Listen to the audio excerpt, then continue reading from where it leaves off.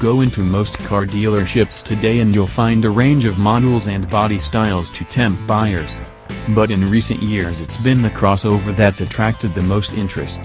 Even shoppers walking into a dealer lot to buy a sedan end up driving home a crossover. So when Kia announced it was giving its K900 flagship sedan a complete redesign for 2019, eyebrows were raised across the industry.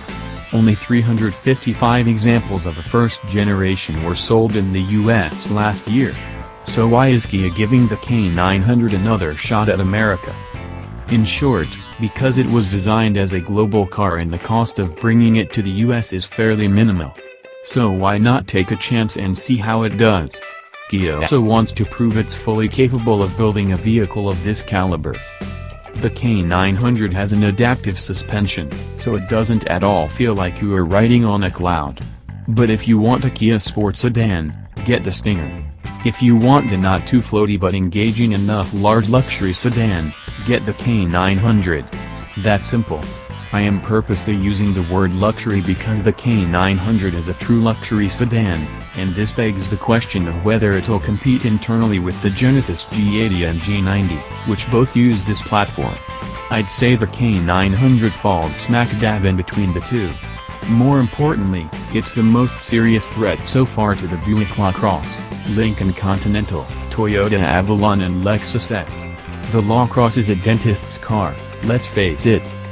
The Continental is not exactly meeting sales expectations, and the Avalon's exterior designers didn't know when to lift the pen.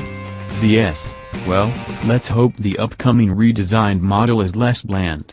The K900, however, is very pretty. I'd describe it as having classically good looks, and it's longer and wider than the old K900. There are touches of chrome trim throughout the body, such as along the doors, windows, and taillights. LEDs are at front and rear, and the headlights have a pair of daytime running lamp strips within the encasing which, again, caused a divided reaction. Unlike some other new Kias, the K900's large grille is not quite as concave. Instead, it has a flatter mesh pattern inspired by rainfall that contributes to an overall conservative, yet stylish look. Put it like this, if you're not a fan of the also new Avalon's poached schnoz, you'll find this far more appealing. Instead of the Stinger's aggressive angles and fastback body style, the K900 has a more rounded, elegant three-box design, as the rear slopes nicely into the trunk. Everything inside is very impressive. The front seats are extremely comfortable thanks in part to four-way lumbar support and an extending thigh cushion.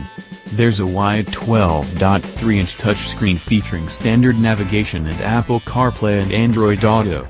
I also dig the Swiss-made analog clock located between a pair of air vents. Some standard safety includes a 4-camera surround view monitor providing a 360-degree top-down view, lane following assist, forward collision warning, and rear cross-traffic avoidance alert. So, the big question is whether I'd buy the new Kia K900?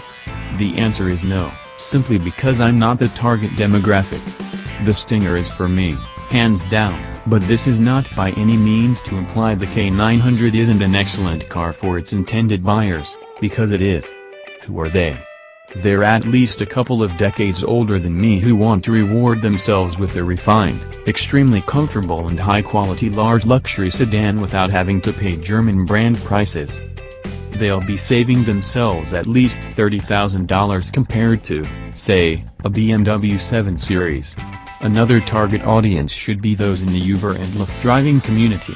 I'd be thrilled and impressed if my next Uber driving rolled up in a new K900. Pricing?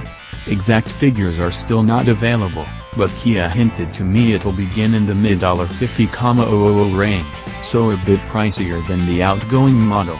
However, a fully loaded K900 won't exceed $60,000. That's incredible value, and unless one just has to have a BMW or Mercedes badge, the K900 is the obvious choice. With all of the money you'd be saving, I highly recommend purchasing that incredible toilet. Thanks for watching and don't forget to subscribe.